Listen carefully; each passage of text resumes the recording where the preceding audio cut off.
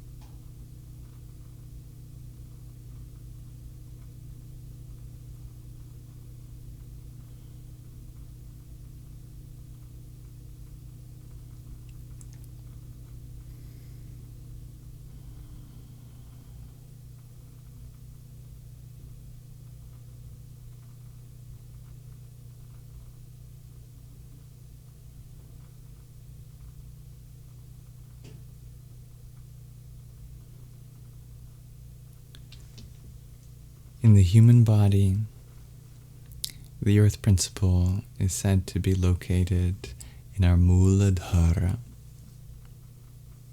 our foundation of our being, the plexus at the very bottom of our spine.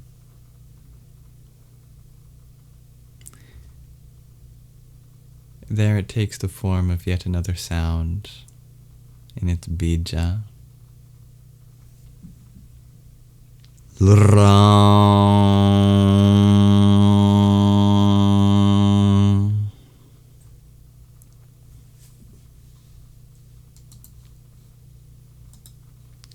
And 4 other sub-mantras.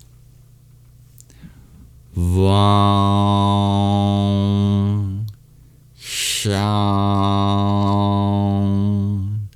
Sham, Sam.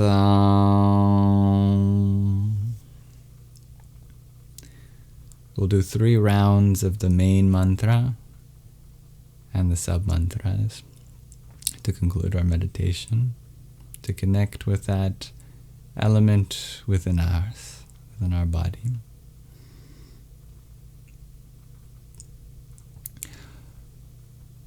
Ram,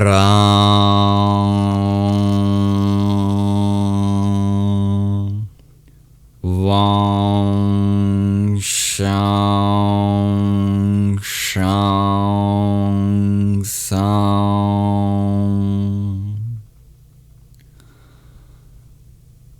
Ram,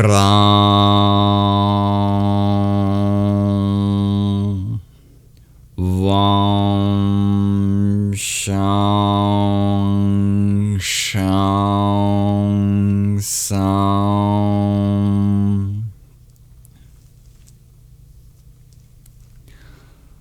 Lam,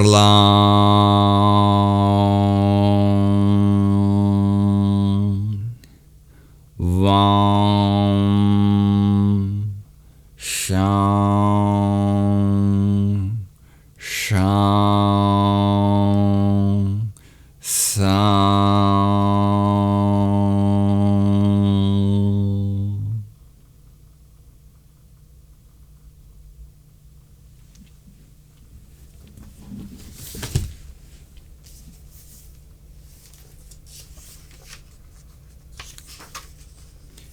Those 4 sub-mantras associated with the 4 petals of the Muladhara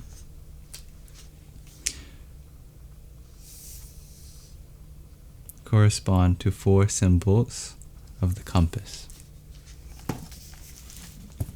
representing how our earth expands in all 4 directions: east, west, north, and south. May our roots extend in all directions too.